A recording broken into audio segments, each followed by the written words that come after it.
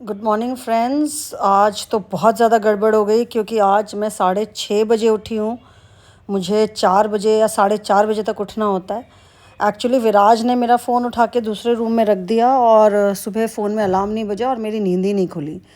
और आजकल बारिश का मौसम है और एसी चलता रहता है, पता ही नहीं चलता है कि बाहर क्या क्या है क्या नहीं है। और मैं बहुत ज़्यादा लेट हो गई डेयरी के लिए। समझ लीजिए आज मैं डेयरी पहुँची हूँ करीब 8 बजे, क्योंकि लेट निकली तो ट्रैफिक भी मिला। 10:30 बजे मैं डेयरी से वापस आई हूँ।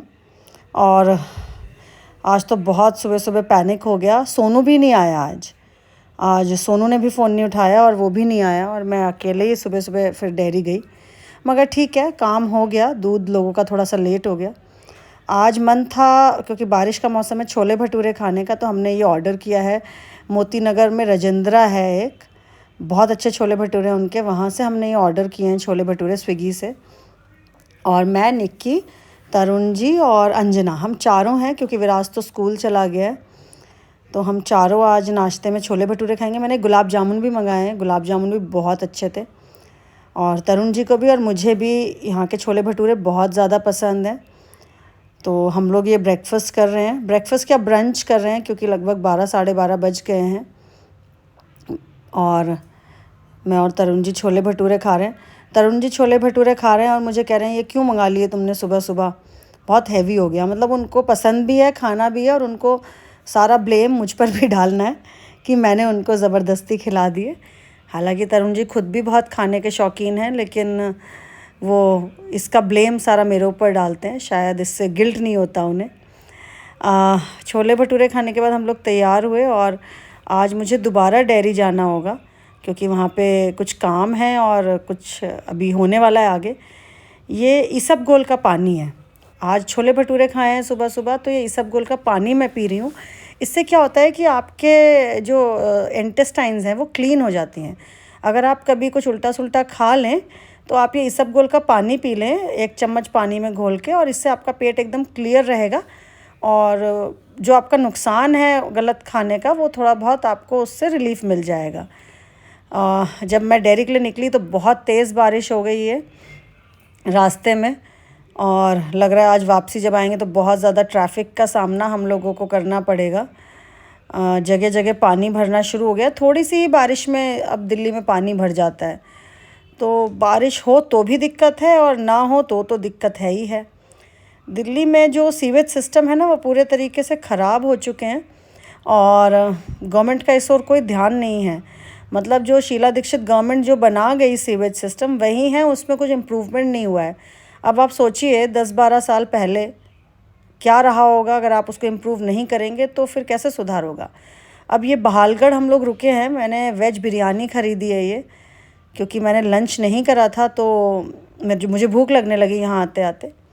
मैंने आपको बताया था कि आज डेयरी आना क्यों ज़रूरी है, क्योंकि ये एक भैंस हमने ली है। ये एक भैंस हम लोग नई मंगवाई है हमने मोनू से। मोनू भाई हमारा भाई भी है, और जो हमारी ज़्यादातर भैंसें हैं वो मोनू भाई लेकर आए। अभी मैं उससे आपको मिलवाती हूँ। भैंस के साथ एक कटड़ा भी आया है, मतलब कि मेल। तो ये क्या होता है, भैंसों को क्रॉस कराने के लिए हमें उसकी ज़रूरत पड़ती है, तो डेयरी में एक कटड़ा चाहिए होता है। ये भी मैंने मोनू भाई से ही मंगाया है। ये जो भैंस आई है उसकी ये कटड़ी है, छोटी सी प्यारी सी, और बहुत अच्छी भैंस है। और बहुत खुशी हुई मुझे। एक हमने भैंस जो भी थोड़े दिन पहले मंगाई थी वो मैं वापस कर रही हूँ, क्योंकि उसकी परफॉर्मेंस इतनी अच्छी नहीं है, दूध थोड़ा कम दे रही है वो। तो ये भैंस हम लोगों ने आई है अभी। ये विजेंद्र जो है सारी भैंसों को सानी कर रहा है, और आज हमारे परिवार में एक और भैंस जुड़ गई है। ये मोनू भाई है जो ग्रीन टी शर्ट में है। मुझे ज़्यादातर भैंसें इन्होंने ही ला कर दी हैं और ये बहुत अच्छे हैं। और मेरी डेयरी को इस्टेब्लिश करने में मोनू भाई का बहुत ज़्यादा योगदान रहा है। मतलब अगर आज मैं कहीं भी स्टैंड करती हूँ डेयरी फार्मिंग में, तो वो समझ ले मोनू भाई की वजह से। इन्होंने बहुत मुझे भैंसों के बारे में जानकारी दी। ये विशाल और मोनू भाई देख रहे हैं भैंसों को, देख रहे हैं कि कौन सी भैंस प्रेग्नेंट है, कौन सी नहीं है, और सारी भैंसों को चेक कर रहे हैं घूम के, भैंसों की ओवरऑल हेल्थ, और हमें कौन सी भैंस बेचनी है, कौन सी रखनी है। ये रॉकी आया है छोटी सी रकुल के साथ। रकुल अपने मामा के घर गई हुई थी, तो आज बहुत दिनों के बाद आई है। मोनू भाई निकल गया क्योंकि उनको दूध भी निकालना होता है, तो वो अपने घर चले गए। उसके बाद ये सोनू आया है एक गाय और एक भैंस लेके। ये मैंने भलसवा से ली है, ये मुझे रजत और उसके चाचा जी ने दिलवाई हैं, एक गाय और एक भैंस। एक गिर गाय मैंने ली है और एक ली है भैंस। अभी कुछ दिनों पहले मैंने आपको दिखाया था कि मैं भलसवा गई थी, तो वहाँ पे ये मुझे भैंस पसंद आई और एक गाय पसंद आई। ये हमने उतार ली है टेम्पो में से। ये विजेंदर जो है लेके जा रहा है हमारी भैंस को।